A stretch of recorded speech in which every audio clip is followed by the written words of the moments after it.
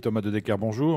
Bonjour Jean-François. Et merci d'avoir accepté notre invitation pour faire effectivement un point sur la manière dont l'OPT a été impacté par les émeutes, mais aussi penser à la suite, parce que j'imagine qu'il y a un certain nombre de choses qu'il va falloir faire évoluer au sein de l'OPT. On va commencer, si vous voulez bien, par un bilan des exactions.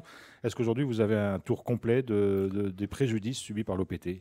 Alors effectivement, on vient justement de faire ce bilan. On est à peu près à 798 millions, donc 800 millions de dégâts. Ça va de 4 agences brûlées, une vingtaine de distributeurs automatiques de billets partis en fumée, quelques voitures. Et on a également s'était fait voler 200 millions de francs en liquide, hein, lors de ces exactions.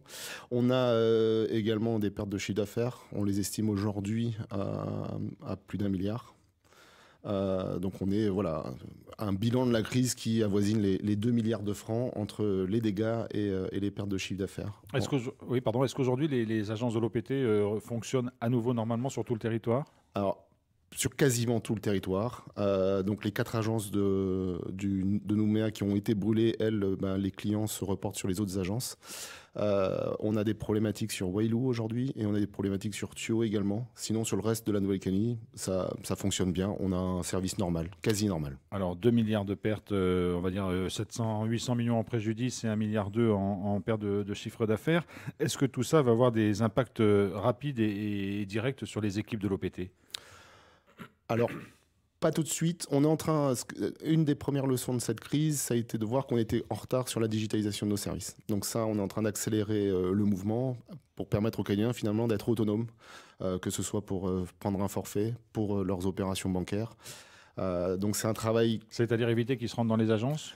Exactement, exactement. La pénurie de cash nous a montré que le cash est important. On est en train de travailler sur une banque digitale, justement pour démonétiser le cash. Malheureusement, le produit arrivera en milieu d'année prochaine. Ça aurait été une bonne chose s'il était arrivé là. Et en parallèle de ce travail, on est en train de revoir aussi la politique qu'on va mettre en place dans nos agences. On a sur à peu près 5% de gens qui viennent en moins chaque année. Donc sur les 4 dernières années, effectivement, on est à moins 20% de personnes qui viennent au guichet de nos agences. Le fait de digitaliser les services fait qu'on a quand même une bonne partie de la population. Alors une bonne partie, malheureusement, on est quand même à 30% de personnes qui sont en situation d'illettrisme, d'innumérisme. Et l'idée, c'est d'accompagner ces personnes dans leur démarche. Donc on a un travail avec la Nouvelle-Calédonie, les provinces, les communes, pour voir dans quelle mesure le réseau des agences OPT, qui est présent sur l'ensemble du territoire, va pouvoir être mis au service de l'accompagnement de ces populations. Alors ça veut dire que le maillage territorial des agences pourrait évoluer éventuellement. Il pourrait y en avoir pourquoi pas un peu moins, mais ça pourrait être regroupé avec d'autres services. C'est ça la réflexion en cours aujourd'hui? Exactement, exactement. Commune par commune, on est en train de faire ce travail d'état des lieux, de qu'est-ce qu'on pourrait mettre en place avec les partenaires locaux pour ce travail de service d'accompagnement aux populations. On parle de maison de service au public aujourd'hui. Maison de service au public, vous êtes en train de travailler avec les différentes communes, hein. Avec ça, les communes. Ça se fera commune par commune, c'est pas un plan territorial. Ça se fera commune par commune avec la Nouvelle-Calédonie, la CAFAT, les provinces. Donc, on essaye de fédérer l'ensemble des acteurs publics locaux et calédoniens sur ce projet. Alors, en attendant, on imagine que l'OPT va rencontrer quelques difficultés financières. Vous avez évoqué les pertes, que ce soit en préjudice ou en chiffre d'affaires. Est-ce qu'il y a de l'inquiétude aujourd'hui sur la trésorerie de l'OPT? Est-ce que ça pourrait avoir des impacts sur les services que vous rendez, avec des augmentations, par exemple, d'abonnement ou pas? Quelle est votre réflexion sur ce point? Alors aujourd'hui, vu la situation économique, il n'y a pas de réflexion pour augmenter le prix du téléphone. Bien au contraire, on pensait même le baisser. Là, par contre, on va peut-être ralentir la baisse telle qu'on l'avait imaginé. Sur l'emploi salarié, donc il y a eu une trentaine de postes de travail qui ont été détruits avec les agences. Les salariés ont été reclassés en interne au sein de l'entreprise. Par contre, oui, très clairement, sur malheureusement les CDD, on va ne pas les renouveler. C'est le mot d'ordre aujourd'hui. Ça représente à peu près combien d'emplois sur la totalité des effectifs de l'OPT? Alors, c'est une centaine d'emplois, temps partiel, temps complet ou non complet. Donc oui, c'est sur 1200 agents. Est-ce que ces événements ont pesé sur tous les secteurs de l'OPT? Est-ce qu'il y a certains secteurs qui ont été plus préservés? Est-ce que vous avez des problèmes sur les antennes mobiles? Est-ce que vous avez des problèmes avec les banques? Enfin, est-ce qu'il y a un secteur qui a été plus impacté qu'un autre? Alors, c'est 3 métiers qui sont complètement différents. Le postal a été vraiment mis à l'arrêt pendant 1 mois et demi. Les agences ont réouvert assez rapidement, hein. Au bout de 3 semaines, on a commencé à rouvrir les agences. Elles n'étaient pas impactées de la même manière qu'on soit à Nouméa, Grand Nouméa et en Brousse. Télécom a été très peu impacté. On a eu 2 antennes, Saint-Michel et Saint-Louis, qui ont été démolies au début du conflit.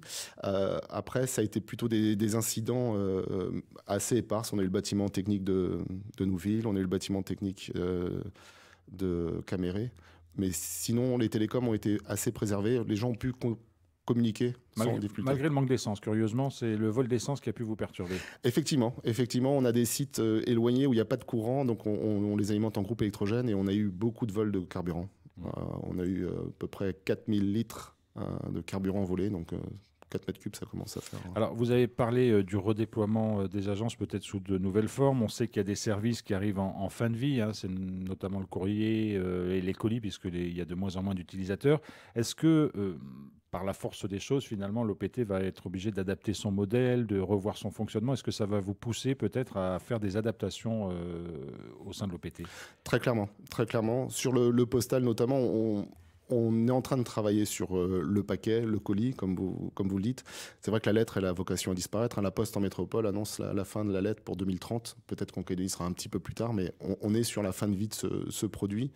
Donc oui, on est en réflexion pour voir comment on rebâtit ce modèle OPT. Donc je vous parlais des maisons de service tout à l'heure, ça en fait partie. C'est également un des points centraux de notre réflexion. Modèle de fonctionnement, mais modèle économique aussi qu'il va falloir éventuellement ajuster? Exactement.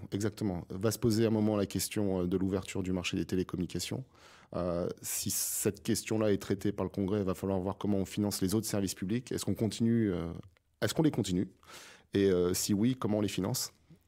Autrement que par la facture téléphonique. Aujourd'hui, l'OPT n'est pas en risque de cessation de paiement. On entend beaucoup d'administrations ou d'établissements publics dire que ça devient très compliqué, qu'il y a des cessations de paiement ou des ruptures de trésorerie. Est-ce qu'aujourd'hui, il y a une menace sur le fonctionnement de l'OPT? Aujourd'hui, nous avons de la visibilité à 4 mois, donc on est bien.